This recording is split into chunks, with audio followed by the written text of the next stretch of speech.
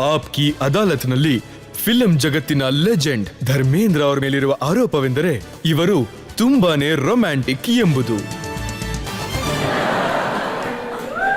ಧರ್ಮೇಂದ್ರ ಅವರೇ ನೋಡಿ, ನಾನು ಕೇಳ್ಪಟ್ಟಿದ್ದೆ ನಿಮ್ಮ ಫೋಟೋನ ಹುಡುಗಿರು ತಮ್ಮ ದಿಂಬಿನ ಕೆಳಗಿಟ್ಕೊಂಡು ಮಲ್ಕೋತಾ ಇದ್ರಂತೆ. ನಾನು ಅದನ್ನ ಕೇಳಿದ್ದೆ ಆಗ. ಆದರೆ ನಿಮ್ಮ ಸೌಂದರ್ಯದ ಕಥೆಗಳನ್ನ ಕೇಳಿ ಜಯಾ ಬಚ್ಚನ್ ಅವರು ನಿಮ್ಮನ್ನ ಗ್ರೀಕ್ ಗಾಡ್ ಅಂತ ಕರೆದ್ರು. ದಿಲೀಪ್ ಕುಮಾರ್ ಅವರಂತ ಲೆಜೆಂಡ್ ಅವರು ನಿಮ್ಮನ್ನ ಹೀಮ್ಯಾನ್ ಅಂತ ಕರೆದ್ರು. ಎಲ್ಲರೂ ಹೊಗಳೋದಂತೂ ಹೊಗಳ್ತಾರೆ, ಆದರೆ ಕೇಳಿದ್ಮೇಲೆ ನನಗೆ ಭಯ ಶುರು ಆಗುತ್ತೆ. ಆಗ ನನಗೆ ಕಾಲೆಲ್ಲ ನಡಗುತ್ತೆ. ಆದರೆ ನನಗನ್ಸೋದೇನಂದ್ರೆ ಇವರೆಲ್ಲ ಇಷ್ಟೊಂದೆಲ್ಲ ಹೇಳ್ತಾರೆ, ನಾನು ಇದಕ್ಕೆ ಲಾಯಕ್ಕಲ್ಲ, ಆದರೂ ಹೇಳಿದ್ದಾರೆ ಅಂದಮೇಲೆ ಇದನ್ನೆಲ್ಲ ಹೇಗೆ ಉಳಿಸ್ಕೊಳ್ಳೋದು ಅಂತ. ಇದನ್ನು ನನಗೆ ಸಿಕ್ಕಿರೋ ಆಶೀರ್ವಾದ ಅನ್ಕೋತೀನಿ. ನಾನಂತೇನು ಕಷ್ಟಪಟ್ಟಿಲ್ಲ, ನಾನು ಸಿಂಪಲ್ ವ್ಯಕ್ತಿ. ಹಾಗೆ ಗಂಡಸು ಸ್ವಲ್ಪ ಚಂಚಲ ಅಲ್ಲ ಅಂದರೆ ಹಾಗೆ ಸ್ವಲ್ಪ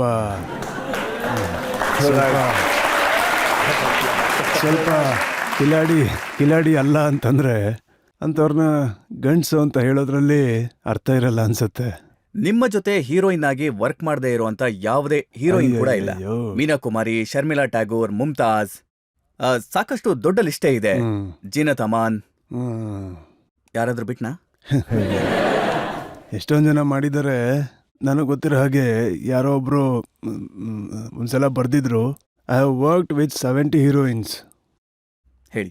ಈಗ ಅವ್ರು ಲಿಸ್ಟ್ ಮಾಡ್ಕೊಂಡು ಕೂತ್ಕೊಂಡ್ರೆ ಎಣ್ಸೋದಕ್ಕೆ ಮರ್ತೋಗ್ತೀನಿ, ಯಾಕಂದ್ರೆ ಎಣ್ಸೋದ್ರಲ್ಲಿ ನಾನು ವೀಕು.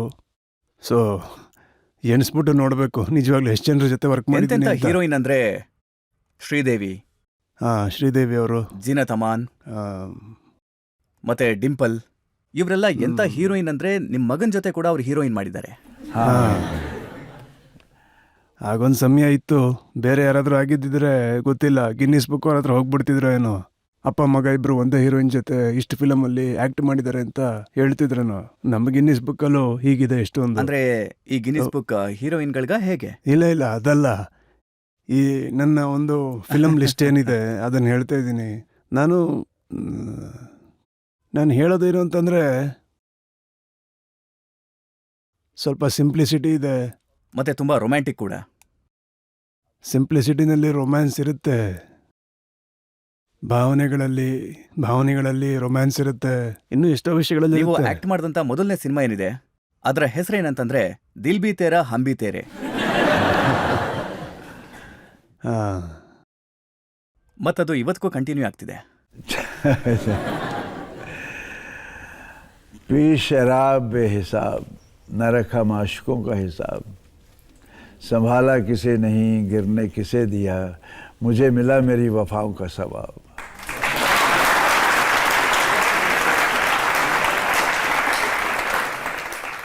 ಜನ ಹೇಳ್ತಾರೆ ಫಿಲ್ಮ್ ಇಂಡಸ್ಟ್ರಿನಲ್ಲಾದಂಥ ಮೊದಲನೇ ಪ್ರೇಮ ಕತೆ ಮೀನಾ ಕುಮಾರಿ ಅವ್ರ ಜೊತೆ. ಆ ಸಮಯದಲ್ಲಿ ಅವರು ಬಹಳ ದೊಡ್ಡ ಸ್ಟಾರ್ ಆಗಿದ್ರು.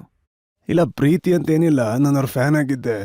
ಅವ್ರು ತುಂಬ ದೊಡ್ಡ ಸ್ಟಾರ್ ಆಗಿದ್ರು, ನಾನು ಆಗ್ತಾನೆ ಬಂದಿದ್ದೆ. ನಾನು ಅವ್ರನ್ನ ಫ್ಯಾನ್ ರೀತಿ ನೋಡ್ತಾ ಇದ್ದೆ ಅಷ್ಟೇ. ಈಗ ಫ್ಯಾನ್ ಮತ್ತೆ ಸ್ಟಾರ್ನ ರಿಲೇಷನ್ನ ಪ್ರೀತಿ ಅಂತ ಅನ್ಕೊಂಡ್ರೆ ಅದನ್ನ ಪ್ರೀತಿ ಅಂತಾನೆ ಅನ್ಕೊಳ್ಳಿ. ಅವರು ನಿಮಗೆ ಶಾಯರಿ ಬರೆಯೋದನ್ನ ಹೇಳ್ಕೊಟ್ರು? ಇಲ್ಲ, ಶಾಯರಿನ ನಾನು ಹೆಚ್ಚು ಕಮ್ಮಿ 2001ರಲ್ಲಿ ನನಗೆ ಫೀಲ್ ಆಯಿತು ನಾನು ಶಾಯರಿ ಬರೀಬೋದು ಅಂತ.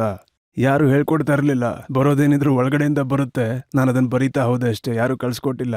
ಮತ್ತೆ ಅವ್ರು ನಿಮಗೆ ಕುಡಿಯೋದು ಹೇಳ್ಕೊಟ್ರು? ಇಲ್ಲ, ಖಂಡಿತ ಇಲ್ಲ. ನೋಡಿ, ನನಗೆ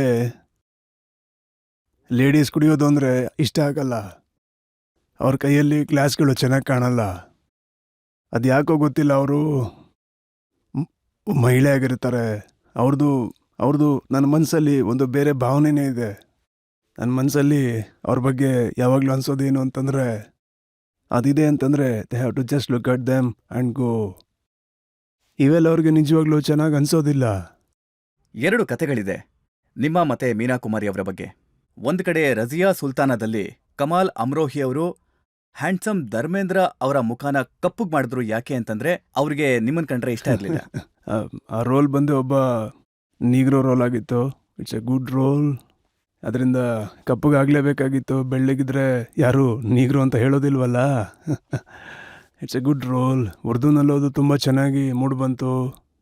ಈಗ ನೀವೇನು ಹೇಳಿದ್ರಿ ಅದು ಸರಿ ಹೋಗುತ್ತೆ ಅನ್ಸುತ್ತೆ. ಅವ್ರ ಯೋಚನೆ ನನ್ನ ಯೋಚನೆಗಿಂತ ಬೇರೆ ಅನ್ಸುತ್ತೆ. ಇದು ಸಾಕಷ್ಟು ಹಳೆ ವಿಚಾರ, ಹಾಗಾಗಿ ನಾನು ನಿಮ್ಮ ಹತ್ರ ಕೇಳ್ತಾ ಇದ್ದೀನಿ. ಪಾಕೀಜಾನಲ್ಲಿ ಕಮಲ್ ಅಮ್ರೋಹಿ ಅವರು ನಿಮಗೆ ರೋಲ್ ಕೊಡ್ಲಿಲ್ಲ, ಯಾಕೆ ಅಂತಂದ್ರೆ ಅದರಲ್ಲಿ ಹೀರೋಯಿನ್ ಆಗಿದ್ದಿದ್ದು ಮೀನಾ ಕುಮಾರಿ ಅವರು. ಜಲಸ್ ಪಡ್ತಾರೆ ಜನ.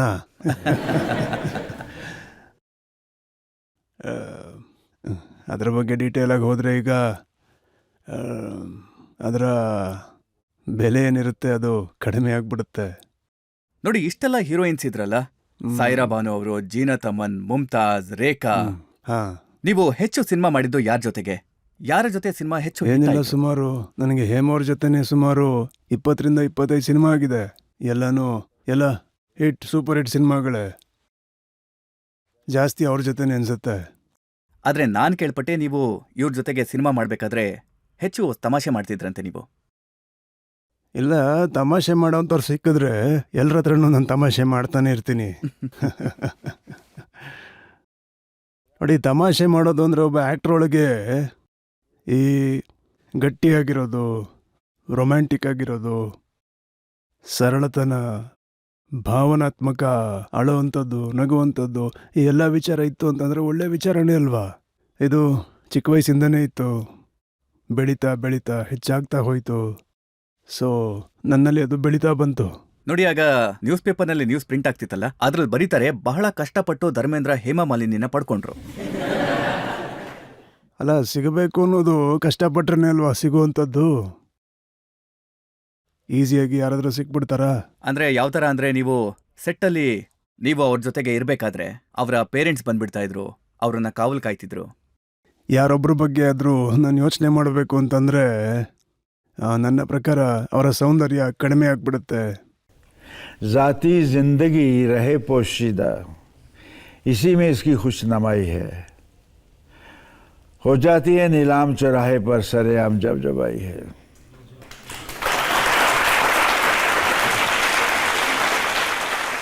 ಒಂದು ಕತೆ ಏನಿದೆ ಅದ್ರ ಬಗ್ಗೆ ನಾನು ನಿಮ್ಮನ್ನ ಕೇಳಲೇಬೇಕು.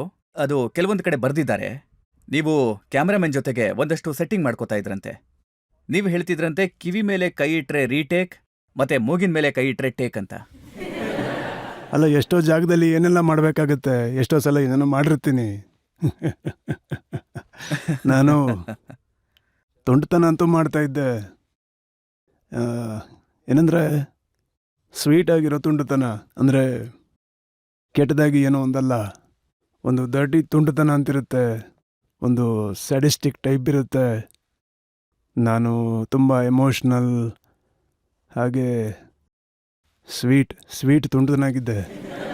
ಎಂಥ ತುಂಟಾಟಗಳನ್ನ ಮಾಡ್ತಿದ್ರಿ? ಈಗ ನೀವು ಮಾಡ್ತಿದ್ದೀರಲ್ಲ, ನಾನು ಹೇಗೆ ಮಾಡೋಕ್ಕಾಗುತ್ತೆ ಹೇಳಿ? ನೀವು ರೇಖಾ ಅವ್ರ ಜೊತೆಗೂ ತುಂಬಾ ಫಿಲ್ಮ್ಸ್ ಎಲ್ಲ ಮಾಡಿದ್ದೀರಲ್ಲ ಸರ್, ಆ ಎಕ್ಸ್ಪೀರಿಯನ್ಸ್ ಹೇಗಿತ್ತು ಅಂತ ಹೇಳ್ತೀರಾ? ನನಗೆ ಒಳ್ಳೆ ಫ್ರೆಂಡ್ ಅವರು. ಒಂದು ಸ್ನೇಹ ಒಂದು ನಿರ್ದಿಷ್ಟ ಹಂತವನ್ನು ತಲುಪಿದಾಗ ಒಬ್ಬ ಫ್ರೆಂಡಾಗಿ ಭೇಟಿ ಆಗ್ತಾನೆ. ಯಾವುದೇ ಸ್ಥಾನಮಾನ ಇರೋದಿಲ್ಲ ಅದರಲ್ಲಿ.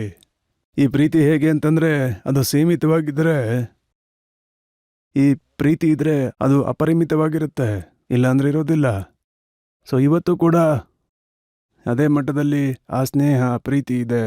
ನಾನು ಇಂಡಸ್ಟ್ರಿಯಲ್ಲಿ ಹೇಗೆ ಮಾಡ್ಕೊಂಡಿದ್ದೀನಿ ಅಂದರೆ, ಇವತ್ತಿಗೂ ಜನರು 10-20 ವರ್ಷಗಳ ಹಿಂದೆ ನನಗೇನು ಸಿಕ್ಕಿದ್ರು ಇವತ್ತು ಕೂಡ ಸಿಗ್ತಾ ಇರ್ತಾರೆ. ಯಾಕಂದರೆ ನನ್ನ ಸ್ನೇಹ ಸ್ಪಾಟ್ ಬಾಯಿಂದ ಹಿಡಿದು ದೊಡ್ಡ ಫೈನಾನ್ಷಿಯರ್ಸ್ ತನಕ ಇತ್ತು. ಫೈನಾನ್ಷಿಯರ್ ಅಲ್ಲ ಅಂತಂದ್ರು, ಈ ಸ್ಪಾಟ್ ಬಾಯಿಂದ ಹಿಡಿದು ಪ್ರೊಡ್ಯೂಸರ್ಸ್ ತನಕ ಇತ್ತು. ನಾನು ಎಲ್ಲರ ಹತ್ರನೂ ಒಂದೇ ಥರ ಇರ್ತಾ ಇದ್ದೆ. ಪ್ರೊಡ್ಯೂಸರ್ಸ್ ಅವರು ರೇಖಾ ಬಗ್ಗೆ ಕೇಳಿದ್ರು, ಆದ್ರೆ ನೀವು ಬೇರೆ ಏನೋ ಹೇಳ್ತಾ ಇದ್ದೀರಿ. ಅಲ್ಲ, ರೇಖಾ ಅವರು ಚಿನ್ನದ ಬೊಂಬೆ ಅಂತವರು, ಇನ್ನೇನು ಹೇಳಿ.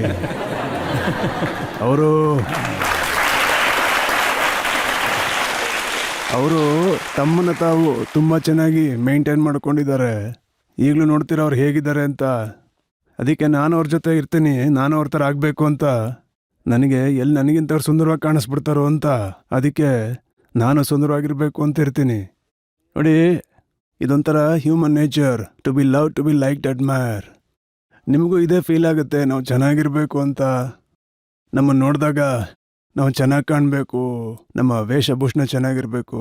ಇದು ಹ್ಯೂಮನ್ ನೇಚರ್ ಅಷ್ಟೇ, ಅದು ಬದಲಾಗೋದಿಲ್ಲ. ಯಾರ್ದು ಕೂಡ. ಮತ್ತೆ ಒಳ್ಳೆ ವಿಚಾರ ಏನಂದ್ರೆ ಅವ್ರನ್ನ ನೋಡಿ ಇನ್ನೊಬ್ರು ತಮ್ಮನ್ ತಾವು ಮೇಂಟೈನ್ ಮಾಡ್ಕೊಳಕ್ ಶುರು ಮಾಡ್ತಾರೆ. ಝೀನತ್ ಅಮನ್ ಅವರು ನಿಮ್ಗೆ ತುಂಬಾ ಇಷ್ಟ ಆಗ್ತಿದ್ರು. ಈಗ ಇನ್ನೆಷ್ಟು ಜನರ ಬಗ್ಗೆ ಹೇಳಿ ನಾನು.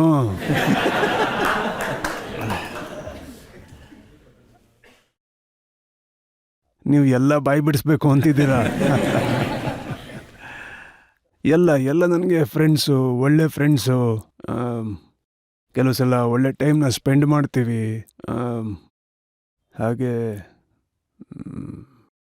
ಖುಷಿಯಾಗಿರ್ತೀವಿ. ಮುಮ್ತಾಜ್ ಅವರ ಜೊತೆಗೂ ನಿಮ್ಮ ಜೋಡಿ ಹಿಟ್ ಆಗಿತ್ತು. ಮಮ್ಮು ಬಜಾರ್ cigarette, she is a nice lady. ಹವಾಮಾನ ಅನ್ನೋದು ಪ್ರಾಮಾಣಿಕವಾಗಿಲ್ಲದೆ ಇರೋದ್ರಿಂದ ನಡೀತಾ ಇತ್ತು, ಎಲ್ಲ ಚೆನ್ನಾಗಿ ಹೋಗ್ತಾ ಇತ್ತು ಆಗ. ಅಂದ್ರೆ ಹವಾಮಾನ ನಿಜಕ್ಕೂ ಕೈ ಕೊಡ್ತಾ? ನೀವು ಡೈರೆಕ್ಟ್ ಪಾಯಿಂಟ್ಗೆ ಬರ್ತಾ ಇದ್ದೀರಾ. ಕೆಲವ್ರು ಏನು ಬೇಕಾದರೂ ಯೋಚನೆ ಮಾಡ್ತಾರೆ. ಪ್ರತಿ ಆರೋಪನ ನೀವು ಹೀಗೆ ಕೇಳ್ತಾನೆ ಇದ್ರೆ ನೀವು ಹಿಡಿಬೇಕಾಗಿರೋರು ದಾರಿ ಹುಡುಕ್ತಾನೆ ಇರ್ತಾರೆ. ಆರೋಪ ಹೊರ್ಸೋಕ್ಕೂ ಮುಂಚೆನೇ ನೀವು ನನ್ನನ್ನು ಈಸಿಯಾಗಿ ಬಂಧಿಸ್ಬೋದು ಅನ್ಸತ್ತೆ. ನಿಮ್ಮನ್ನಂತೂ ಜನರು ತಮ್ಮ ಪ್ರೀತಿಯಿಂದ ಬಂಧಿಸ್ಬಿಟ್ಟಿದ್ದಾರೆ. ಹಾಂ, ಖಂಡಿತ. ಆ ಬಂಧನಕ್ಕೋಸ್ಕರ ನಾನು ನನ್ನ ಮನಸ್ಸಿನಿಂದ ಅವ್ರಿಗೆ ಧನ್ಯವಾದಗಳನ್ನ ಹೇಳ್ತೀನಿ. ನನ್ನ ಹೀಗೆ ಬಂಧಿಸಿಟ್ಟಿರಿ.